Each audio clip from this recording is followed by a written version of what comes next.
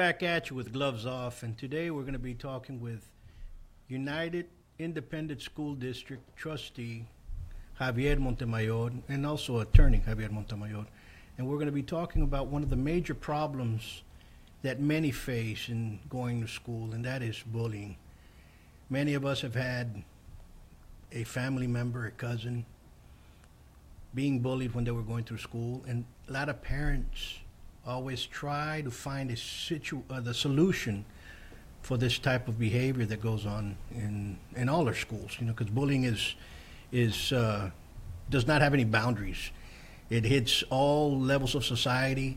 It hits all school districts, and it's worldwide. It's a problem that's actually worldwide. And good afternoon, Councilman. How are you, sir? You doing good? I'm doing well, Paul. How you been? Yeah, I'm doing good. We've always talked back and forth, and we've known each other for years, and we've always seemed to come back to the same subject matter, which is bullying, and what do we do with it in the schools. And tell us one thing that United Independent School District is doing. Well, I tell you, there's many different things. I think that what we try to do is reach out to the community, to our students, to our parents, more and more every year, because this started as a single incident, and it's grown now to have many different facets, many different types of bullying that have gone on. We have not only bullying verbally, we have bullying that's verbal. Now it's even grown into cyberbullying. Correct. So we have tried to we try to be proactive, and we go out to the students and the parents and try to educate them on the signs of bullying, what the effects of bullying, and identify those effects on their own children. But it's difficult because we don't always hear about it. A lot of students are very apprehensive in trying to communicate this to the parents or to the teachers. A lot of times we get the information through a third person coming in and say, hey, Javier Montemayor is being bullied, and he doesn't want to say anything. And so, there's different types of bullying out there, and but it's important that we try to identify and talk to our kids and teach them a little bit about what forms it comes in. We have a policy in place. It mirrors the education code, and it's not tolerated, I guess is what I'm getting to, before I go off on a rant. But no, you're absolutely right. And me having the martial arts school, I always get parents that are always bringing their kids to learn how to defend themselves, and the main reason is because they're being bullied. Yeah. And I always tell parents, you have to separate two things. You have to separate a schoolyard tussle with an actual bullying situation. They're totally two different things. And one leads to the other. Exactly right. And but if you're bullying one, eventually you're going to get into a fight. But there are just fights right off the ground in the playground. So we have to divide those. And today those fights that just have happened because guess what, you didn't catch the ball or whatnot, are considered a bullying situation. And also, our counselors and our vice principal and stuff have to learn how to divide both of those situations. Of course. We times aren't the same, and no. You, Paul and I, you and I grew up in the same era, and we'd settle things by going behind the school and, That's exactly right, taking care of business back there. And once you had that fight or that settlement conference, so to speak, it was done and it was over, and the bullying stopped. And it was. I remember a couple of occasions where I was stressed out and agitated, and I had to draw that line. And finally, when I went and confronted the situation, it was over, and my stress had gone. Yeah. But times have changed now, and we a lot of times, the one who retaliates or the victim sometimes who retaliates is the one that gets punished. You're absolutely correct, and that happens in our time frame. Sometimes we did not know how to take mirth going on between peers. They call you whatever, and that wasn't really bullying, but it was just something happened, like you said. You took it behind the school or in the monte someplace, or guess what, after school we meet here, and that's the way we did things back then. Today, it's not that. No, Today, it has taken a different ground because mirth and making, just little joking around has now become bullying situation. Yeah. And it's a different category now. Well, yeah, but you see it, and I go back, and when I've had these talks about bullying, I go back to where, where I come from now in the business world. You see, I've got clients who are small-time subcontractors who are victimized by the big corporations. Sure. You've got these big law firms who come in and hustle business from the smaller lawyers. You've got big companies taking advantage of little companies, and sometimes the strong overtake the weak. So bullying has always existed, and it's how to deal with it, how to identify it, one, how to deal with it, two, that we have to. It's where we start. I teach my daughter. You're at some point or another you're going to have to confront this situation, and you got to defend yourself, and it's a part of growing up when we were kids, but to the point now where where it's disrupting the educational environment, where it's disrupting a person's life, it's creating insecurities, it's creating other problems. They're turning to drugs, trying to cope with these situations, and it's deteriorating them mentally and emotionally. And that always occurred, because when we grew up, we did not have gangs. We had barrios. Right. And sometimes in some of these barrios, you had some of the folks that lived there were already doing drugs. And growing up as a kid, if you were and I'm going to put this into two different words, and I hate to use the word wimp, okay? Mm-hmm. But I'm going to use it. You can be fragile and weak in stature. Right. Okay, but that does not mean that you're not going to confront your problems. And then you just have a person that I'm going to use the term wimp, and my people might say you're not politically correct, but I'm going to use it anyway. And if you're wimpy, that does not mean that you're short or you're tall or you're heavy or whatever. Just that's a type of character that you have, and that means that you do not want to confront. Or if somebody looks at you wrong or looks at you in a stern manner, you're going to shy away, okay?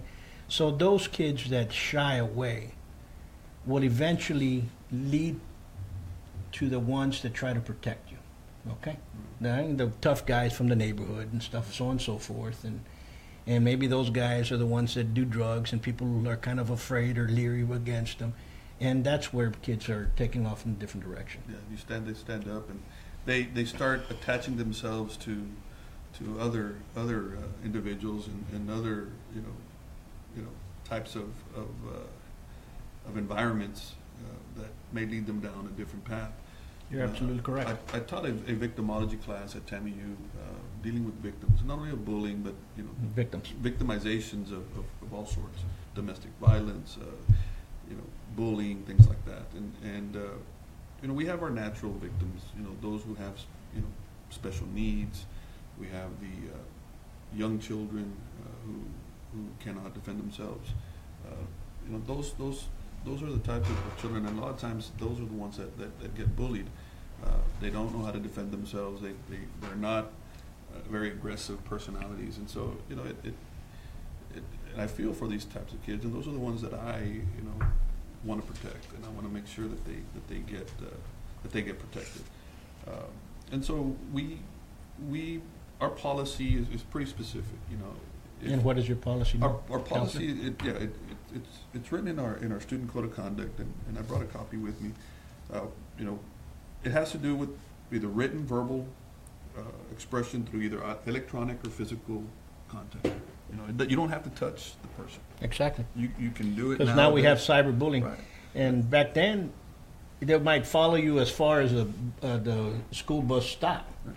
But now they follow you to your cell phone, on Facebook, on social media, Snapchat, email, all that stuff, texts. Instagram, you name it. So, now we have a different problem. And so I'm going to interject this. If anybody has any question, give us a call. The number is 956-441-1040. I'll repeat, 956-441-1040. And I want you all to excuse us because we're going audio on this show. We're usually video, but we've had some technical problems with the camera system that's going on, so bear with us for this time. Again, that number is 956-441-1040. Again, Counselor? Well, yeah, so now you don't need any physical contact. You don't even need to talk to that person to be bullied. You know, we've at the board level, we've seen situations where, you know, somebody takes a picture of somebody else, you know, in a compromising Position. Or situation, and boom, before you know it, it's all over the internet, and you know that tends to, you know, diminish somebody's security. It diminishes their mental state, and it hurts them emotionally, and people start commenting, and you know it can rip a person's world and turn it upside down. Yeah. You know, so, but the key is at the school level, you know, will it have an effect of harming a student? Does it damage that student's property, or does it place a student in reasonable fear of harm to himself or to his property? That's one. You know, is that student going to be harmed physically? Is he in fear? You know, how severe is this? Or persistent is this type of behavior? Is it constant? Is it something that you know, just continuous all the time? Every time they go to school, every time they go to class. I've had parents who call me and say, "Hey, Mr. Montemayor, my son doesn't even want to get on the bus. You know, he doesn't want to go to school because he's gonna see those kids again." And you know, I don't, you know, and I understand. They don't, you know, they don't want to go to school because they don't want to have that confrontation. And that confrontation, when I was growing up, was you know, It was physical. It just dominated You're absolutely. your life. You're correct. We got one caller. Go ahead. Please hold. Go ahead. But the key also goes back to not only the intimidation factor, not only the threatening factor, but it has to create a problem with their educational environment. It has to be something that they're no longer comfortable at school, that they are suffering at school, or it infringes on their rights at school. So these are some of the factors that we have to see. And we have to be careful also, because you have kids at school, I have kids at school. And so when one child bullies another child, then we have to, you know, we conduct an investigation. Our administrators are trained to conduct investigations, but we have to also look after the rights of the other. Right, they're both correct. Yeah, because it's not always something that is substantiated. It's always going to be a he said, she said kind of thing, and one parent's going to say, well, why is my son being victimized now? He didn't bully anybody. And so now we have a situation where, you know, what do? We have to pick and choose what's viable and what's not. So, you know, we have to just watch what we're doing, and we've not only do we have conferences, many conferences now, but parent conferences. We have what you call stay away contracts, where, you know, out of an abundance of precaution, one student will contract, the other student will contract to stay away from each other. And if they violate that, then they will be either removed to the campus or removed to all alternative campuses. We have, you know, home visits. We have, you know, eventually, if the bullying is substantiated, we can even remove that person from the campus and send them to a different school, or send them to an alternative campuses. But it's a growing problem. It's a growing situation. I say this, parents, when you see your child with a different attitude towards school, that he does not want to go to school, he wants to stay at home, he's being more recluse, talk to them. Because a lot of these problems can be fixed early on before it escalates into something else. You know, I'll tell you, you know, some of the when we were growing up, our coaches in athletics and our coaches in extracurricular activities were sometimes are really tough on us, you know, and the things that they say, the way that they talk to us today, You can't say that. would be considered bullying. Oh, yeah, You know, absolutely. hey, move your rear, and you know, you need to shake it a little bit more. You know, I've had, you know, there's bullying and then there's bullying. You know, we have to learn how to weave through the situation. But you know, we've even had people complain about the sponsors yelling at them, you know, to dance better and point your toes and things like that. You know, and I should ask you that because, you know, I train a lot of kids towards fighting and towards the ring, both whether it's in French boxing savate or regular boxing savate. And when you're inside the ring and the kid has he has a helmet on, he's thrown into a different situation. Okay, so if you tell him, pick up your hands, he's not going to hear you. So you have to talk to him and yell at him in kind of a stern voice for them to understand what they're doing wrong. And when you're in a sport, your mindset's a little bit different, but, you know, I understand exactly what you're talking about. Yeah. When, in all due respect, when the coach says, hey, move your ass, you know, and run faster and you know, get the lead out of your ass, and that, you know, it just depends on the situation. Yeah, you know, and, you know, if you're in football and they tell you move faster and you're standing there, it's two things are going to happen to you. You're going to get tackled. You're going to be part of asphalt, you know, so.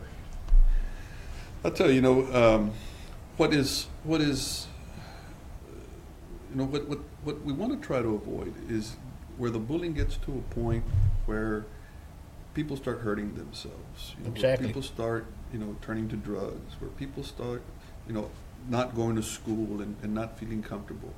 You know, it's a detrimental situation. It's a bad situation, and we hope we can hear about it before it gets to that point. You know, I know that there's been some people out there who have some victims of bullying who have committed suicide in the past. Some of our own students have been victims of this, and it's really sad. You know, when we hear that it's because of bullying, and sometimes, you know, we don't hear about it. And then you get situations that bullying starts because of a complaint towards the person that was accused of bullying in the beginning. Yeah.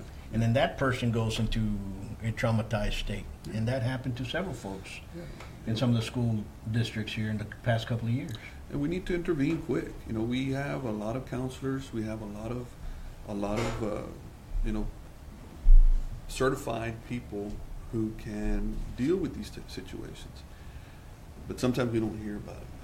And when we do hear about them, and you know, granted, not the school district is an imperfect work in progress. You know, we have all different types of personalities, all different types of problems. We have 44,000 children, and you know, come from different walks of life.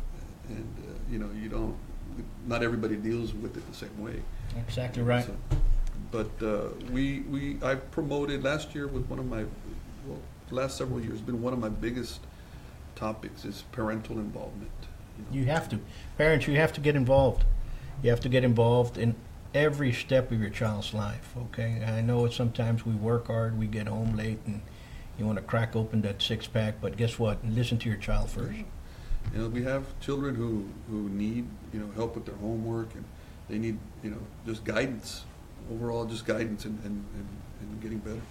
So, you know, that's something that I try to promote. But we have different divisions within our school district. You know, we have, you know, our gang intervention specialists. We have our positive behavior intervention specialists. And, you know, we deal with hundreds and hundreds of different types of cases. And, you know, sometimes we reach many people, sometimes we don't. But, you know, we have our presenters going out there daily, and talking to the students and talking to the parents, making sure that they're aware, not only of the services at the school district, but services on the outside that we can refer people to, SCAN, Pillar, or some of the new, you know, some of the new organizations out there scheduled, you know, who come into our campuses. We have CAPS, you know, to deal with some of our challenged, are mentally challenged, and and so we try to do what we can. We try to intervene, but sometimes it's not. If we don't know about it, it's going to be very difficult. And sometimes, sometimes people drop the ball and don't report it, or don't report it and pass it on, and that's where the problem may lie. That's where we may have a situation. So, from all the different schools and the different grades, you got elementary, middle school, and high school. Where is most of the bullying occurring? Is it in the younger stages, or is it middle school or high school, or where do you see it, or where does is there a study for that? I'm sure I can get you those numbers. I don't think it'd be very, very difficult. But I've seen it at a lot more at the middle school level. And I think it's because of the changes in life that these kids are going through. Their hormones are changing. They're changing physically. They're confused sometimes, and maybe they're playing around thinking that everybody's on the same page with them and playing, and the other person is not taking it very lightly. The rejection, their emotional stages are very immature still.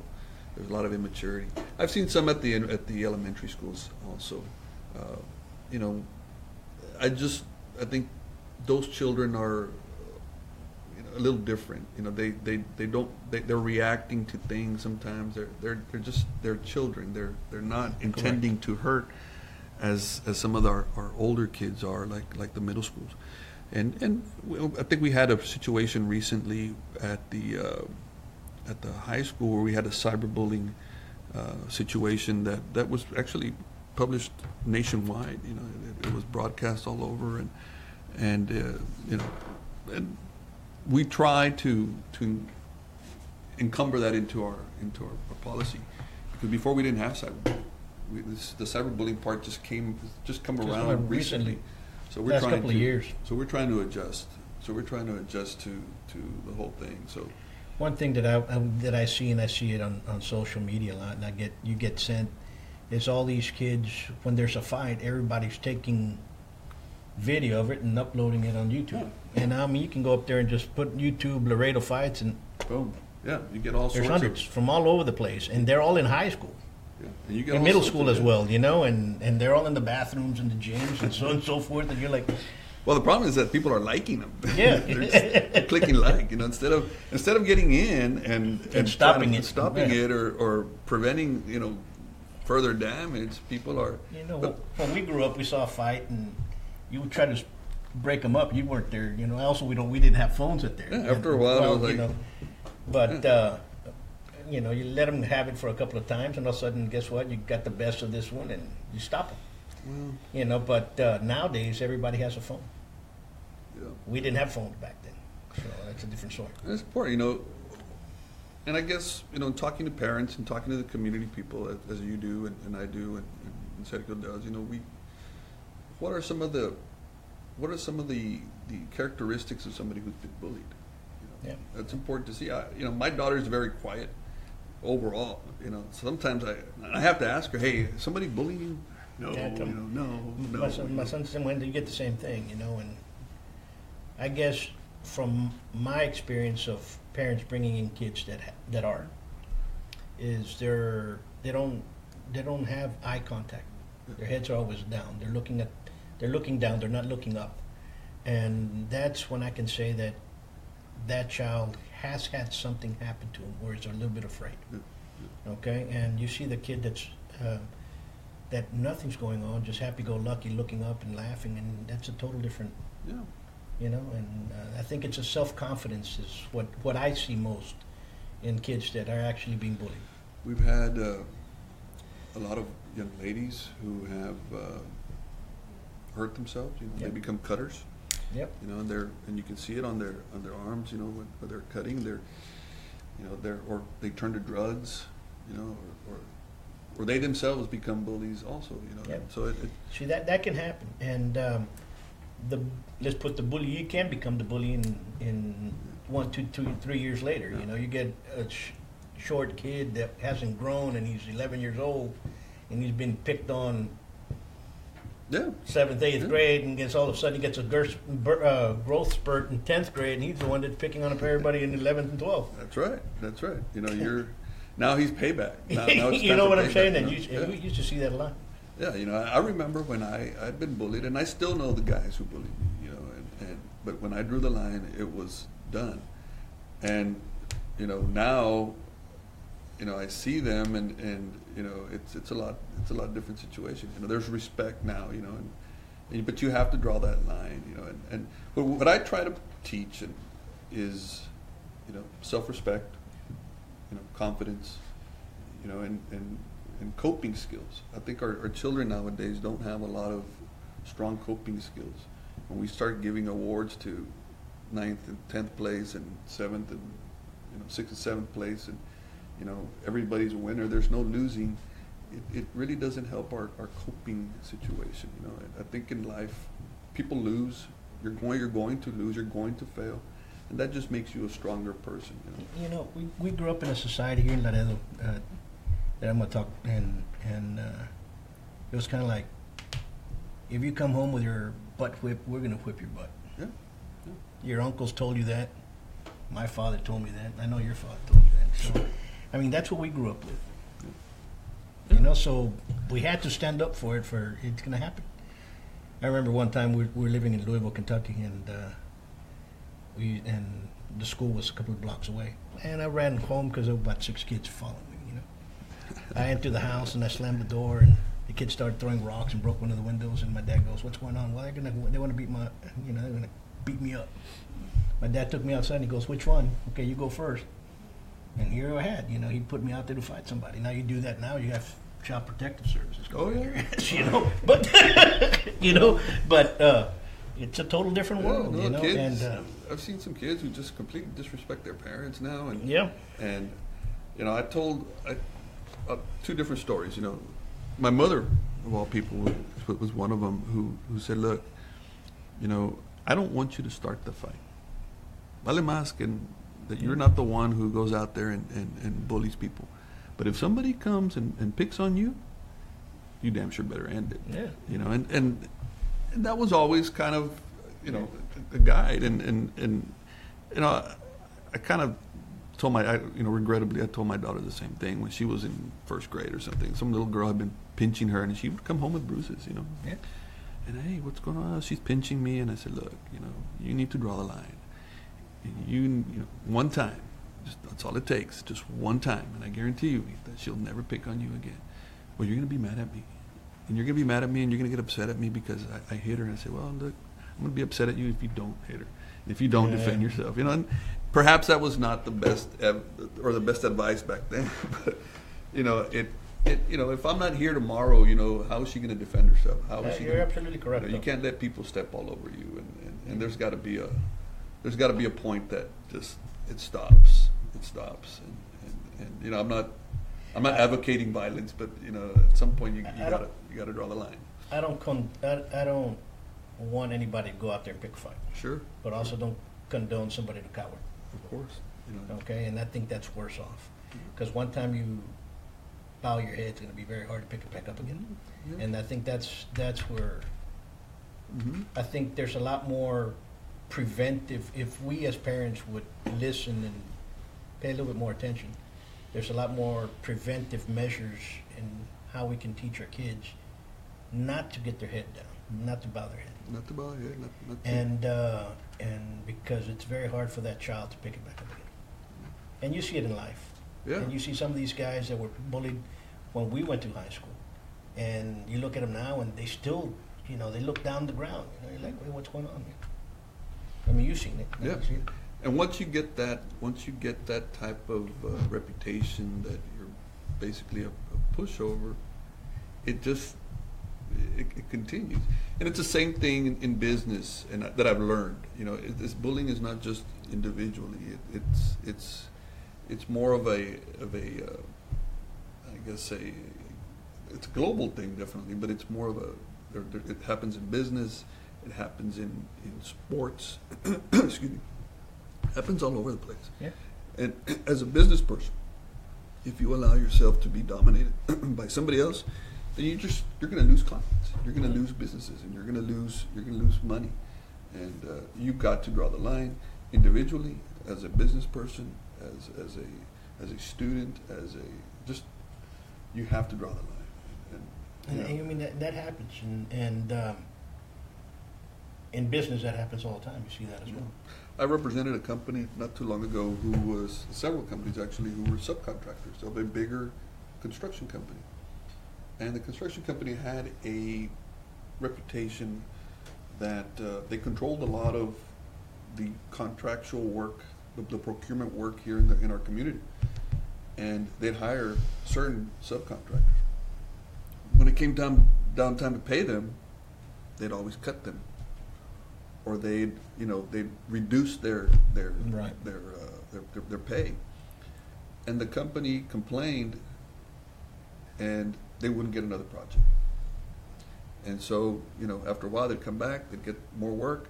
If they complained, they'd cut them again. If they complained, they wouldn't get more work. And it's bullying. It's bullying. They are, they put them in fear of no longer being able to work and feed their own family. So, at some point, we filed a lawsuit.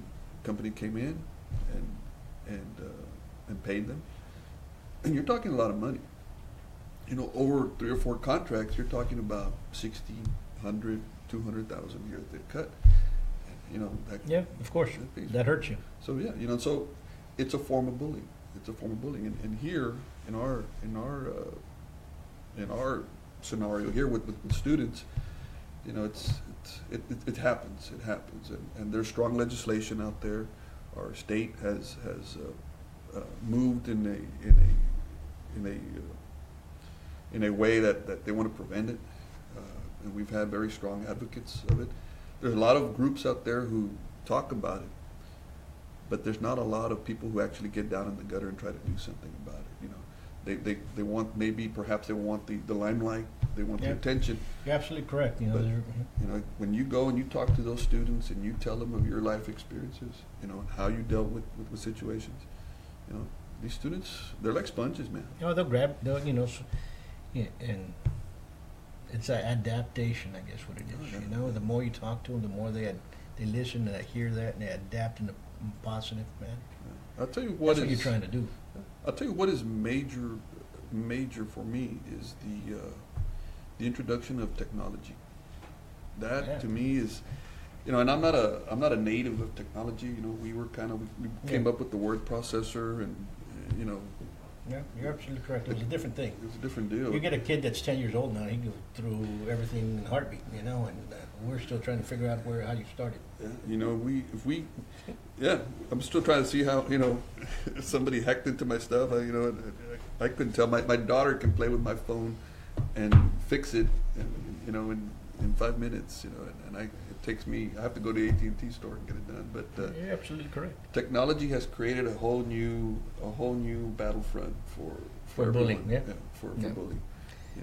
So it's hard to deal with. It's hard because kids have safes now. They have these safe zones. Well, No. they're not safe zones. They're apps that you buy or that they download that are they're hidden.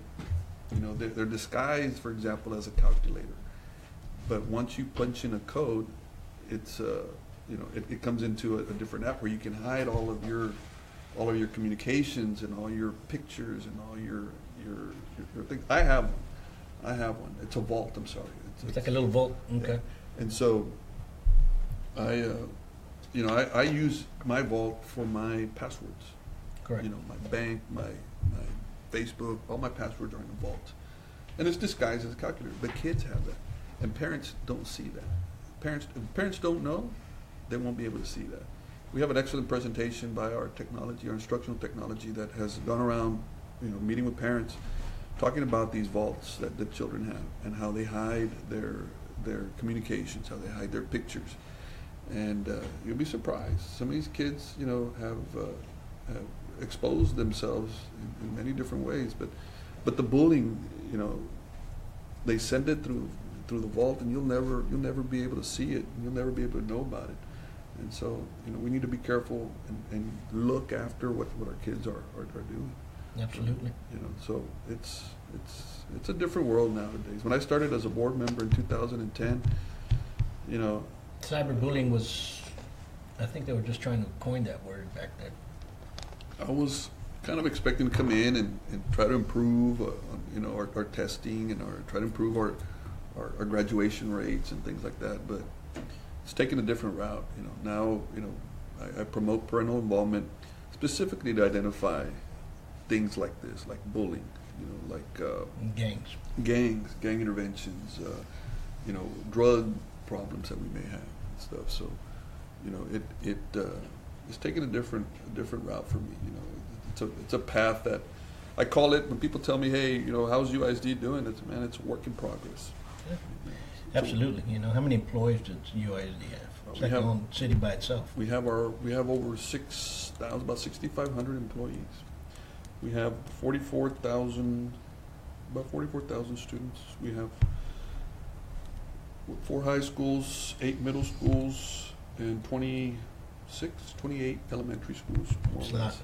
I remember back then we just had United. Ciudad Roa had just opened up in UISD. Yeah. And you had a couple of middle schools and a couple of elementary schools, and that was it. Yeah, no, it's grown. I mean, in the last 25 years, it just exploded. We're one of the top 50 districts in the state of Texas. So, it means a lot. It means a lot. We have a $350 million budget, which about 80% goes to employees. So we just gave some excellent raises and stuff. So, we expect good things, and I push for people to work hard, and I think that'll be paid. We had that segment on Beyond the Headlines not too long ago, about our teachers and the debate versus performance pay and things like that. But getting back to the topic of bullying, it is something that we are all very aware of. And we are all cognizant that it can take a drastic effect on the student's performance, and we don't want to see it happen. We don't tolerate it. Sometimes parents don't agree, because it's easy to say, "Hey, he was bullied. He was bullied." And that's what I'm telling you. Everything now is bullied, and don't confuse a wrong stare, or somebody just stared at you wrong, and all of a sudden it's bullying. And that's what we're getting, especially with parents. Everybody's bullied them. Before it was, you know what? He got dropped off at the school bus, and a couple of kids came over and they got into a fight. Now he got bullied. Oh, you're right on target, Paul. Conversation the other day. Well, my son was being bullied, and y'all didn't do anything about it. He was in the lunch line, and the other person, the suspected bully, was making faces at him, and so that's bullying. And you need to remove that kid from there. I don't want him making faces at my son. And we literally have to deal with some of that stuff. No, you're going to deal with it, because people are confusing the word. Yeah. Very subjective. Yeah. It's a very subjective word. Has it placed the child in reasonable fear of him being hurt or his property being hurt? Has it affected his educational environment there where he's not comfortable? And I see this with a lot of parents that go to the school, because we get anywhere from 5 to 10 folks per week passing by and telling me their kid has been bullied. What can they do about it? Then they don't actually place their son or daughter into the martial arts program, but they're trying to figure out what to do. And the first thing I tell them is, have you sent a letter to the teacher? Have you sent a letter to the vice principal? To the principal? No. How long has this been going on? 4 months. Well, you better start doing it now. Because if you do not have a paper trail, you have nothing. Yeah, and I can understand. Kids get scared. It's if you confront the bully, you're always gonna risk getting hurt somehow or getting ridiculed even more.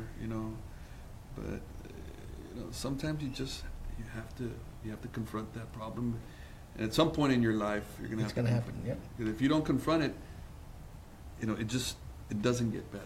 It doesn't get better, and you're gonna kick yourself in the head, so to speak, for not confronting that problem when you had that opportunity. It's a matter of self-respect. It's a matter of individual. It's a matter of growing up. You know, at some point, you have to confront those problems. Yeah, I don't know about growing up, because we know a bunch of folks our age that are still that way. So I don't know, you know. So I represent some of them. And believe me, you know, they find Jesus right away after they get arrested. So you know, yeah, no, I agree with you. I agree with you.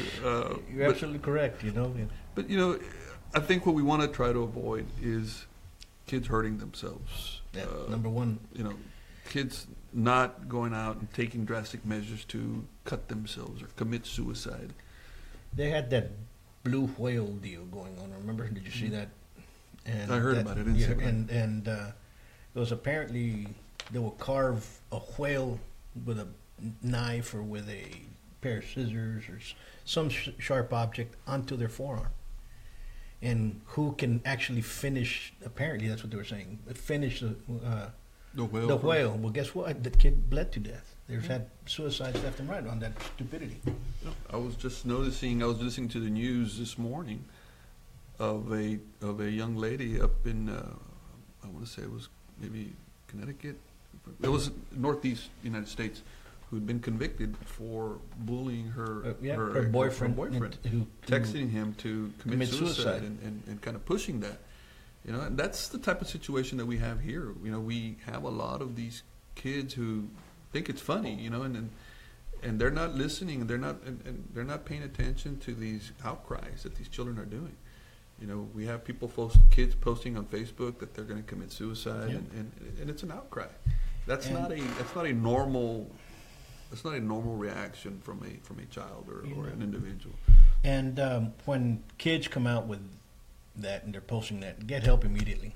Right. And I've also seen mothers. The child hasn't said anything, but the mother's the one that's saying this. Oh, you know, what do they want me to do? My kid's going to commit suicide. My kid's going to commit suicide.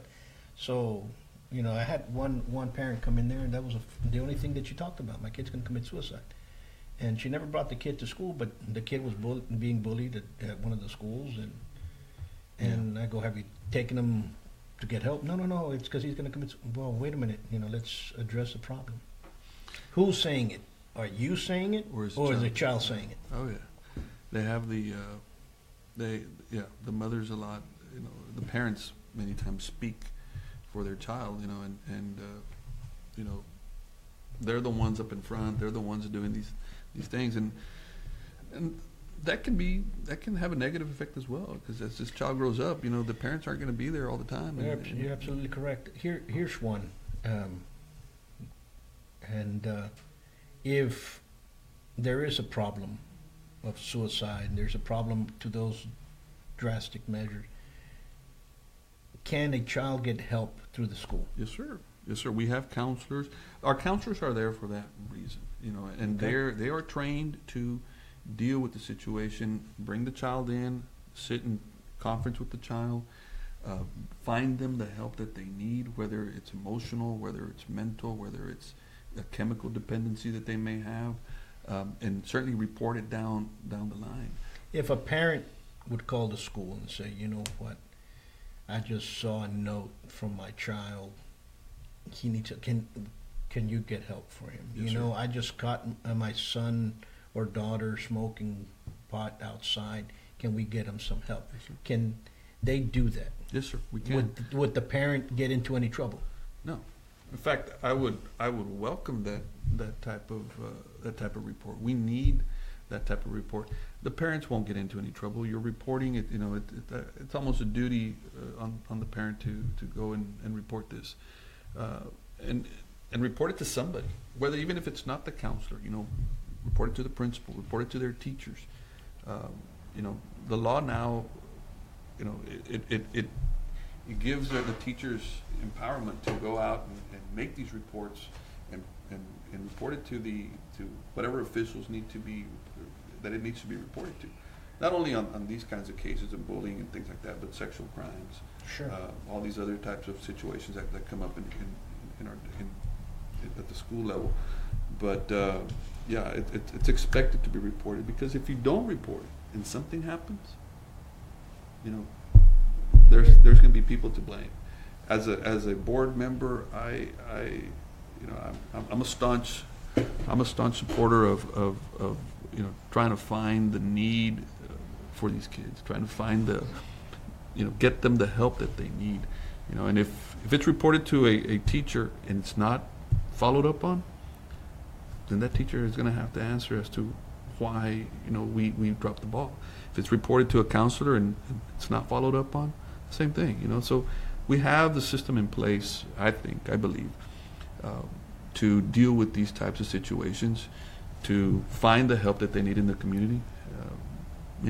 We just don't always find out about it. We find out a lot of, where it comes out a lot? Social media. Yep. Social media.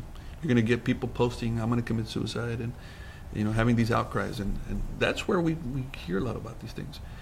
We've had situations where kids are claiming they're going to commit suicide or they're going to hurt themselves, and we send the police, UISD police, to their homes. We talk to their parents and show them, hey, this is what we found, and you need to be aware, and so we can start dealing with the situation. But it's not always reported. It's one of those silent things that exists. Yeah, understood. Understood. And I don't know. I don't know what this year would hold, but I think bullying. Hopefully we don't have any. Yeah, I'm optimistic. I pray that we do not have any. Yeah, now, bullying, that's going to happen, and parents, if that occurs with your child, or kids out there that are listening to this, talk to your teacher, talk to your counselor, talk to your vice principal. They're there for you. Yeah. And sometimes we may think not, but guess what? They're going to help you. Yeah. Talk to somebody. Talk to whomever. And if you need to go to the superintendent and talk to the superintendent, or if you need to come to me or any board member that represents your area, my door is always open, and I'll pick up the phone there and I'll start making some phone calls and hopefully get them the help that they need. But we need to be aware of it, and we need to be cognizant that it's happening, it's going to happen, and we just need to be ready to deal with it.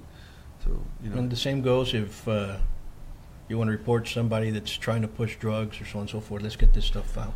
Let's stop it. We've got a lot of help from our different law enforcement agencies. We have a police department now that is almost 100 police officers. We even have police officers now in the elementary schools. Not because we want, I don't want it to make it like a, some type of militarized zone where we have police everywhere. You need security, and plain and simple, we need security nowadays. Well, the elementaries are our most vulnerable victims. Of course. And those are young kids, and so we want to make sure we have a presence there. Safety is always a big issue. We have our cameras now are all over the place, and our requirements to even get into the school for a visitor, frustrating as it may be, they're there. They're there for a reason. That's safety for the kids. We have a lot of complaints. They searched they didn't search me, but they searched another board member recently, and they were very upset about it. I'm a board member. Hey, that's their job. That's what they're doing. That's what they're there. That's what they're there for. They didn't know you, and so they didn't see the picture, I guess, on the wall. But safety is a major issue for me. I've asked our police department to have a presence on the campus, to even do some of these. And you have a great chief now. Yeah, Garner is back on the force. Yeah, he's a good steady. I think stability is very good for our police department, and he brings a lot of that to not only his experience, but the stability I like is what he brings. But I've asked him to practice their shooter, their shooter, on campus types of situational problems that we may have there. You never know, and it's always best to be You're absolutely correct. You never know. It's always best You to never be know, ready. and you better be ready. We have some agitated parents. We parents get agitated when it comes to their kids, and we luckily and thank God nothing has ever escalated. I think we have a very good administration that deals with problems like this, but it's not always going to be like that. I hope it never happens here. But you've heard the news all across the nation in different places. You know, You know, and you're absolutely correct. Be ready. There's an old Zen proverb that says, "I'd rather be a swordsman in the garden than a gardener without a sword." there you go. So, you know. There you go. It's always been best to be ready. You know, you have to be ready. Yeah. You have to be ready. And that's awesome that you all are doing that. You know, yeah, we try. We want to try. thank you. Yeah, I appreciate it. I appreciate the invitation to come out here. You know, it's not always, I don't always get the opportunity to come out and talk to the community on, you know, on shows like this. But you know, I like the way this is set up, and I like the audience that you have. And you know, we're not perfect. You know, and I invite anybody who has a you know, a comment or a suggestion. You know, hey, you know, that's what I'm here for. I listen, and I try to implement the best policies that we can to make our district and our children better. So, again, the bullying has come in. What new things do you have, or UISD, coming up this year? New schools? We have some new schools that are opening up. We have Freedom Elementary. We have our. Where's that at, Freedom That's Elementary? out on 359. You know where the pulga is? Sure. On the Garcia track. It's right across where the entrance is, right across from our landfill. Okay. Our municipal landfill. So we're looking forward to that. We have our freshman campuses opening up. United South, 9th grade. It's a beautiful facility. If you get an opportunity, just drive by on Cuatro Vientos Road and you'll see it. It's a beautiful facility, man. Very, very technologically sound schools, you know, and we have some changes coming up. We have also our United 9th grade, our new United 9th grade, right next to United High School is also opening up, and Alexander will be taking over the current 9th grade, which is on International and McPherson. Alexander High School will have that as their freshman campus for now, until theirs is finished. Theirs is going up. So Alexander's going to have a new freshman campus? Yeah. It's not new. It'll be a freshman campus, but for the freshmen, but it's not a new campus. It's the current 9th grade campus that United has. Okay. We're going to make that the Alexander campus. So the one on Shiloh? the one on International and McPherson, right next to right next to Sonic on McPherson and International. At the old. Yeah, it's the old United High School. Yeah. Exactly. So we're moving, you know, and we're really happy with our performance this year. You know, we had some outstanding scores. Sure. We're competitive. I think we do better than most of, not all, the region in all our major subject areas, and we're actually surpassing the state in many of our subject areas. And I have a lot of thanks going out to our administration, our principals, our teachers. Man, those teachers they do a hell of a job, man. It's hard to be a teacher. I don't think I could do There's it. no way. Hats off to you all out there. Yeah, All the educators out there, hats off to you. You know, but it's just Because you're ground zero, actually, for our kids. it's teachers spend more time with Our kids than their parents. many parents do. Yeah, they become not only the teachers, they become their counselors, Their mentors, their doctors, everything. their referees. Yeah. So they become a little bit of everything, man. So when you talk to teachers, you know, I was reminded of a saying the other day. You know, we were sitting in a room full of different doctors, lawyers, judges, accountants, and an old teacher of mine walked in and she says, "None of you would be here if it wasn't for a teacher." And it just made everybody pause and kind of realize that, yeah, you're right. No one would be here where we're at with our success, with our life the way it is, our lifestyles, without a teacher. And so, you know, it was a memorable moment for me, because she made me think, made me pause and think. So, you know, you have to thank those teachers, you know, and they are the ground zero for kids, For everything. for bullying, Basically, for bullying, for drugs, and everything else. They know exactly what's going on. They do. They know You the know? problems at home, the problems with the parents, the problems with or situation, or any situation that these kids may be going through, they know about it. And so, and when we talked about raises, going back on that topic, we talked about performance pay. Should we pay those teachers who do better on their scores than those teachers who don't? The playing field isn't always level. That's exactly right. You've got some students who come in and have some problems at home that other students may not face. You have some barriers, language barriers, cultural barriers that other students may not face on so you've got some teachers realize it exists. They and the pay. So it's just straight across the board. All teachers got this $2,600 raise this year, which I thought was that's pretty excellent. good. Yeah, and so after you take taxes and all the other costs out, it should end up about $1,900, $2,000. That's a good. And we should allow our teachers to teach instead of trying to teach a test. I agree. And and teach. That's what you're there for. Teach our children. I don't know why we have so many damn tests, and it's redundant, really. Yeah, I don't know if it's a major thing that we're dealing with now is we're injecting more and more and more money into technology. The times that when we grew up, they're no longer there. Not even dealing with bullying situations or it's all changed. If you look at the graduates coming out of the universities now, they're all young kids who are 22, 23-year-old, and to them, technology is part of their life. That's exactly right. It's part of their life.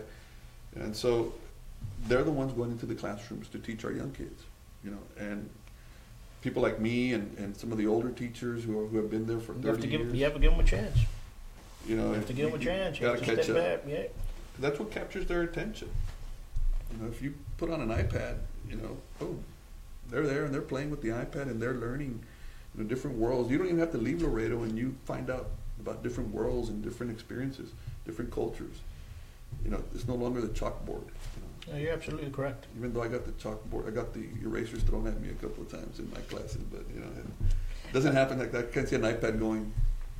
Well, number one, Well, with time, all good things that must come to an end. We've had an excellent conversation. And again, we want to thank you for doing an excellent job with UISD. And for you guys out there that have a problem, reach out. Reach out to the teachers, reach out to the principals, reach out to the UISD police officers. And the same goes to LISD, okay? Yeah. And parents, pay attention to your child, okay? And if you see them acting a little bit strange or offbeat, ask a question. Yeah. And that's what we're here for. That's exactly right. Once more, you all have a great weekend, and we'll catch you next week, and gloves off.